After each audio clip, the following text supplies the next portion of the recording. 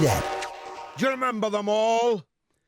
Do you remember them all? Those that told you that Jeremy Corbyn was going to reduce the number of Labour MPs to the lowest level since 1931? Do you remember those that said Labour might not survive as a party after last year's general election exactly 365 days ago?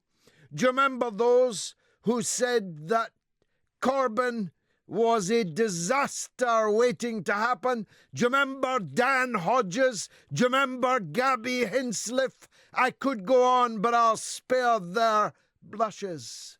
Do you remember those Labour MPs that were captured on camera in their crushing disappointment that all their predictions for which they had toiled so hard came to naught, as Corbyn scored the biggest increase in the Labour vote since Clement Attlee in 1945, as Theresa May lost her parliamentary majority, as Corbyn captured seats that had never been Labour before, and all on the basis of a real Labour manifesto promising a real Labour government for the first time since the 1970s. Do you remember?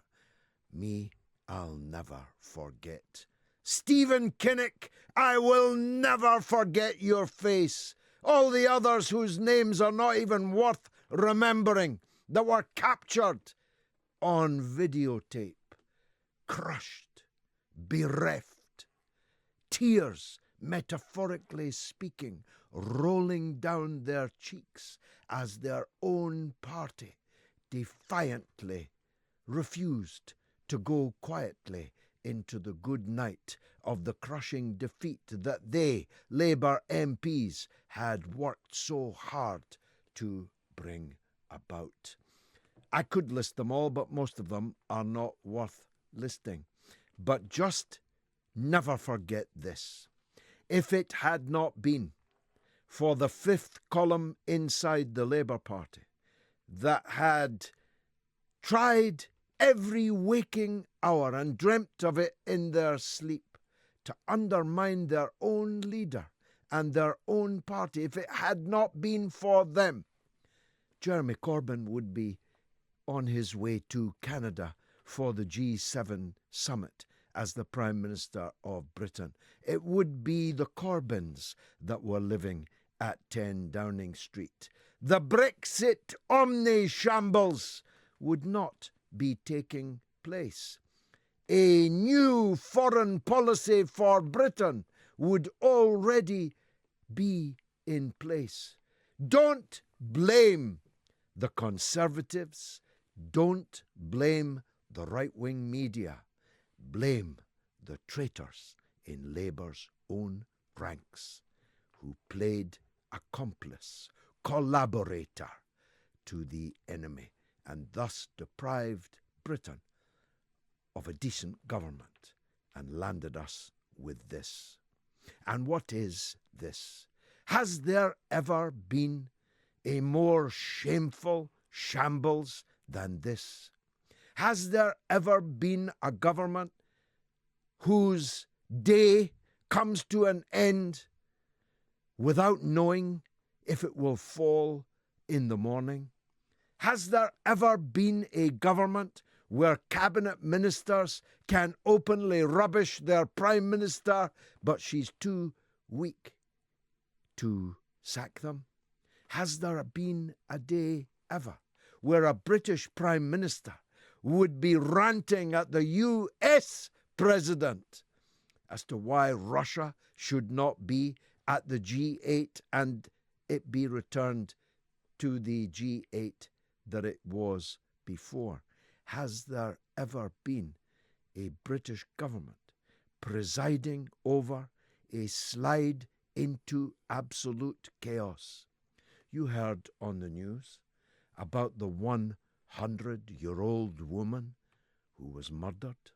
If you're in London, you've seen the news of the 90-year-old woman who lies in a hospital bed clinging to life after somebody broke into her house and mercilessly beat her.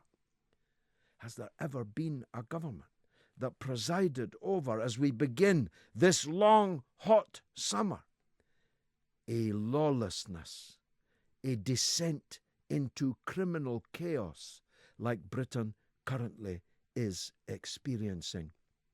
In Cheshire, where a family had to deal with armed intruders who told them, either hand over everything you have or we'll go upstairs and murder your children. Where people are climbing onto people's cars on the North Circular Road in London, climbing into their sunroofs with large zombie knives and threatening to cut their throats if they don't hand over their watches. Where people are being machine-gunned. Yes, machine-gunned in the London borough of Brent, just a few streets away from where my children play. Has there ever been a government that has presided over such a catastrophic crime situation as we face today, and yet not only not stepped up to the plate, but have left the catastrophic cuts in police numbers for which the Conservatives are responsible? If that long hot summer goes up literally in flames, we'll be fighting the flames with fewer firefighters, fewer appliances, operating out of far fewer fire stations, thanks to our government and our Foreign Secretary, Boris Johnson, and the wastrels trail that he left behind him as Mayor of London. Has there ever been a Mayor of London so small as to be utterly invisible in the face of all this carnage and chaos? From Croydon to Brent, to Kensington and Chelsea, across the city, no one is safe. And where's the mayor? He's standing in Oxford Street, bemoaning the fact that it has not yet been pedestrianised, and thus the toxic air of Oxford Street is a bigger danger to Londoners than guns and knives and far, far too few police officers.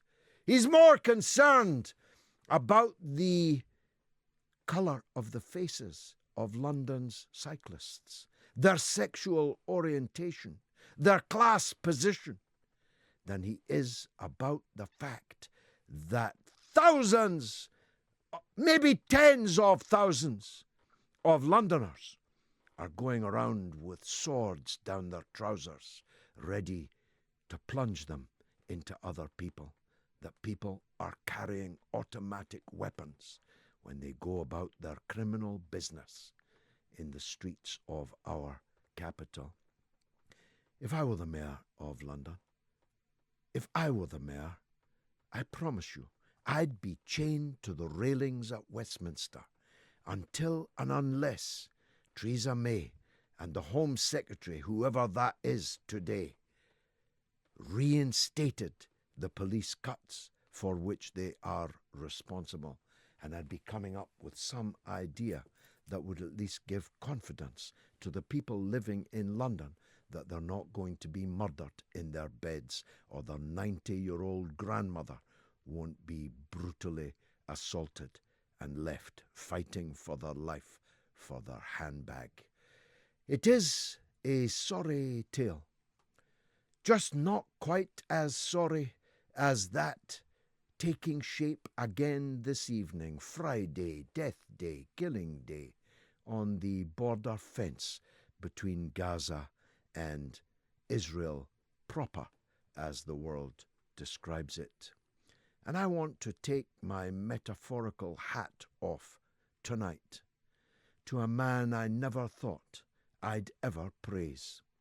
The Right Honourable Michael Howard, now Lord Howard, former leader of the Conservative Party, a Jewish man of some distinction, who confronted Benjamin Netanyahu in Parliament in London yesterday, and who asked him, if you'll forgive the phrase, the killer question: why, Prime Minister, do you have to kill them? People 100 metres from a fence which they cannot scale. Why do you have to kill them?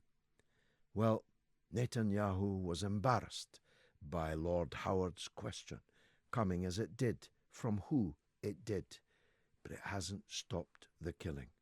At this moment, many are dead again at the Gaza fence, and hundreds have been shot. 13,800 people have been wounded in the last 6 weeks. 116 and climbing have been shot dead, many of them children, many of them women, including those killed and wounded today. A 14-year-old boy is already one of the dead. Just get your head round that. 13,800 unarmed protesters have been wounded, most of them by live gunfire, in 6 weeks in the open-air prison, as David Cameron called it, called the Gaza Strip. Is anyone paying attention? Well, I don't know. But when an Israeli sniper fixed in their sights the white medical coat of Razan Najjar last Friday and put a bullet through her heart from behind, soaking her white medical coat in blood, which ran out in the sand as her life ebbed away, I like to think that somewhere, that the real soak was the soak of shame. The cloak of murder was torn away that day, and I like to think that maybe a watershed amongst the bloodshed had occurred. All of that and much, much more coming up tonight on the mother of all talk shows.